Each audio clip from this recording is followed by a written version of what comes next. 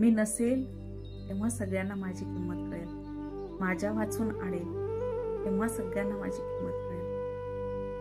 आपण नेहमी म्हणतो, पण खरंच सांगा, आपण नसताना दुसऱ्यांना आपली किंमत कळाली, त्याचा काय फायदा होणार आहे आपल्याला? आपण परत येणार आहोत किंमत घ्यायला?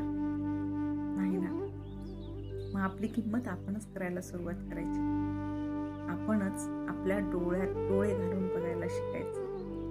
मला आज खायला काय आवडतं, थोडंसं आपल्या आवडीचं करून बघायचं. मला आज थोडं नाचायचंय, थोडंसं नाचून बघायचं.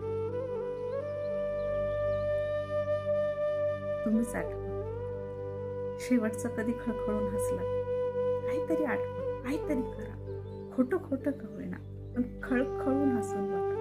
आणि बघा, तुम्ही जेव्हा स्वतःची किंमत आपणच आपली करायला लागतो ना, तेव्हा जगातले प्रत्येक जण आपली किंमत करते हे आपोआप आपल्याला जाणवायला लागतं. त्या चिमणीला आपण चिमणी म्हणतो, त्या चिमणीला कुठं माहिती की ती चिमणी आहे? त्या कावळ्याला आपण कावळा म्हणतो, त्या कावळ्याला कुठं माहिती की तो कावळा आहे? त्या जगातल्या प्रत्येक गोष्टीला आपण नाव दिले म्हणून आपण त्या नावाने प्रत्येक गोष्टीला ओळखतो.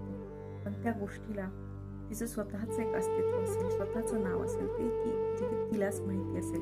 तसंच आपलंही आहे, आपली काहीतरी ओळख आहे, आपलंही अस्तित्व आहे आणि आपलीच एक वेगळी किंमत आहे, ती आपण शोधूया.